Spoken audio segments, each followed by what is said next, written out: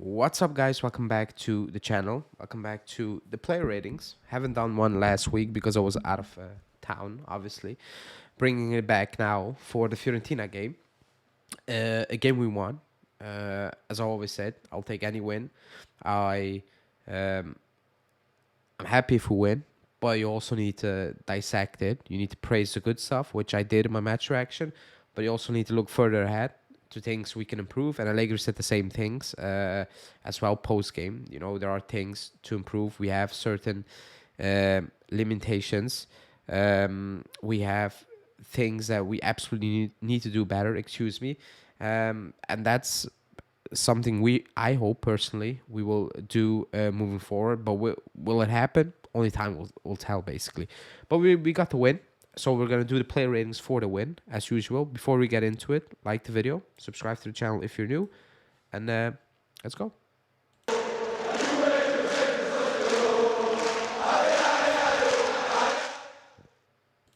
Okay, let's get straight into it with that back line.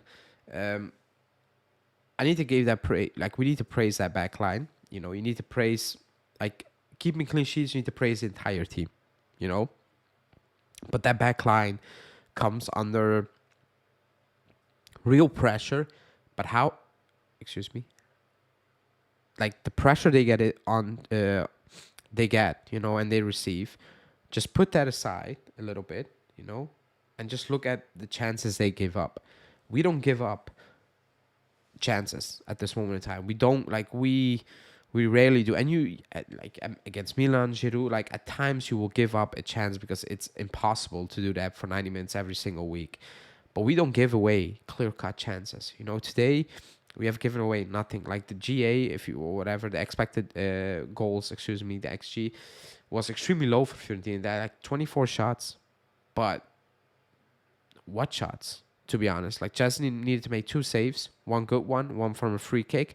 Other than that, they don't give away a lot. So I gave Chesney 7 because there were 2 quality saves in the first half. In the second half, he actually didn't had much to do. To be honest, I give Gatti a 6 because I think he can still do better. Allegri said that, like his positioning at times is a little bit off. He gets drawn out a little bit and then he forgets where he is. He needs to improve on that.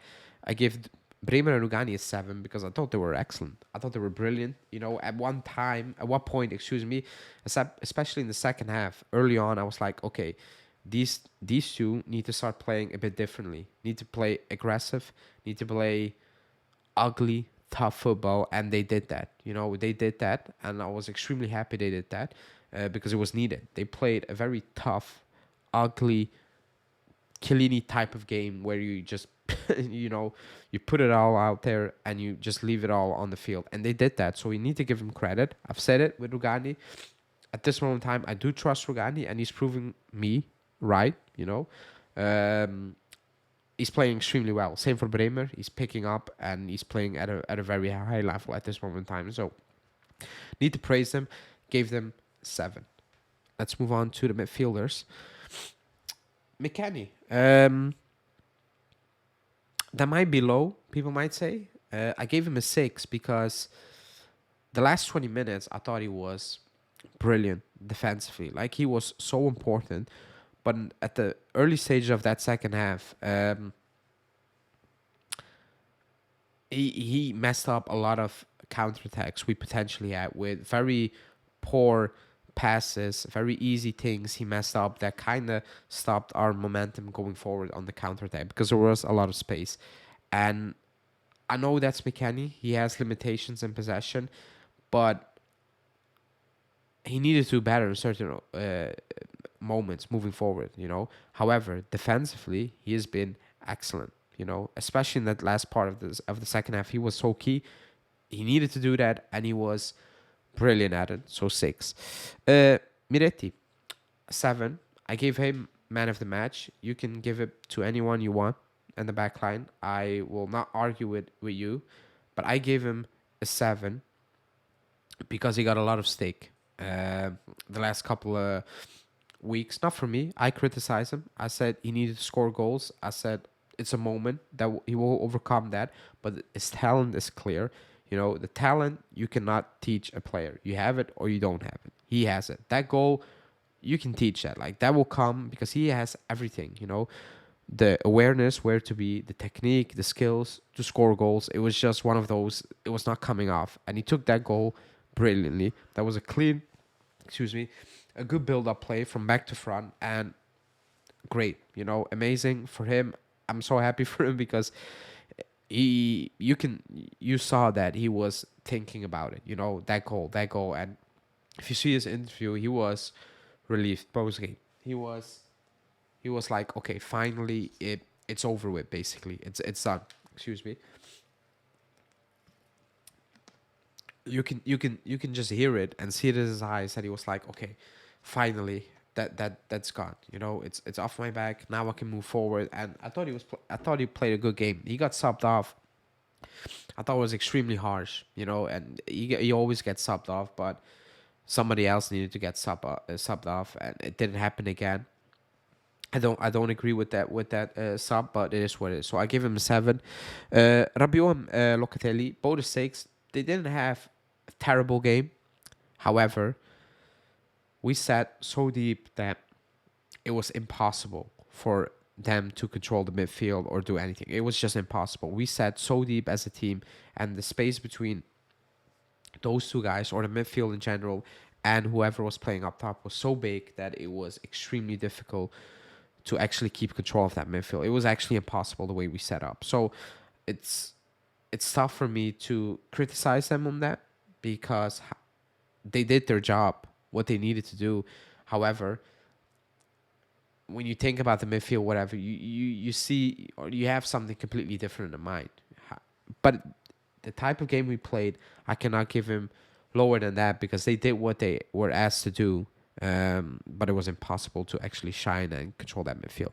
Kostic, 5.5. He had the assist, good one, but he holds a lot of attacks back. He does, man. Especially in that first half, holds on to the ball or just plays it in immediately when there's nobody else. Like he doesn't link up play very good.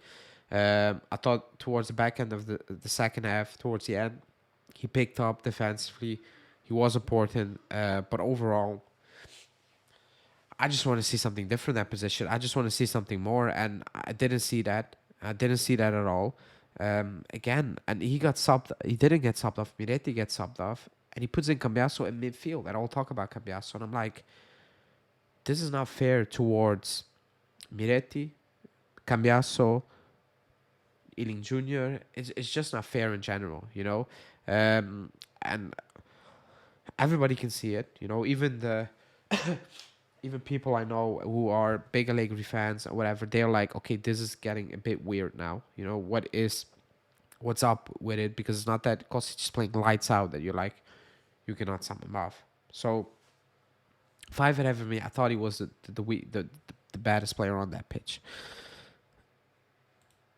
Attack, Keane, Chiesa, 5.5, 5.5. I felt sorry for them.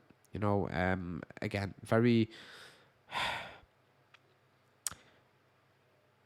very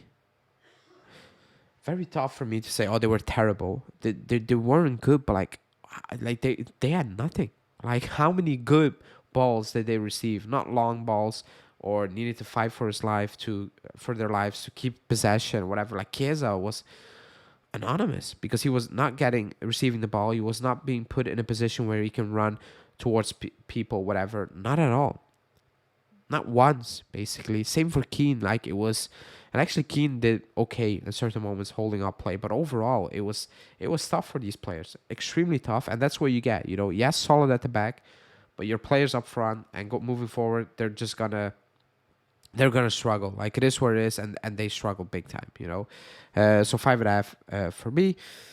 Then move on to the sub. Cambiaso came on to play in midfield, and quality wise, it wasn't a good game from Cambiaso. And at the first 5-7 minutes, he was, in my opinion, a bit confused with his position, and he looked all over the place. However, I do rate the shithousery. You know, he understood the assignment. He understood what needed to happen towards the back end of the game. You know, play mind games, give that little, move the ball away. You know, pull a player down like cheeky, like all those things. He understood the assignment, and he and he did extremely well in that regard. Again, quality wise, it wasn't good at all, from him in possession, whatever. But that was just the general line of the entire team, like quality wise. So I'm not gonna slate him for that. He did what I think he was brought on to do. So 6, Vlahovic, Milik 5.5. They worked hard. They kept possession towards the end, whatever, all those things. But again, like for an attacker, it's very tough to shine. Like you need to get one chance, you need to put it away, and then you will get praise. But we didn't really create a lot, anything, and it was tough. It was tough for any attacker out there today. And all 4 of them played today, and they all look kind of the same, in terms of there was no real danger. Actually, Milik maybe did better, or he looked more active, but overall is just the same thing. So 5.5 for me.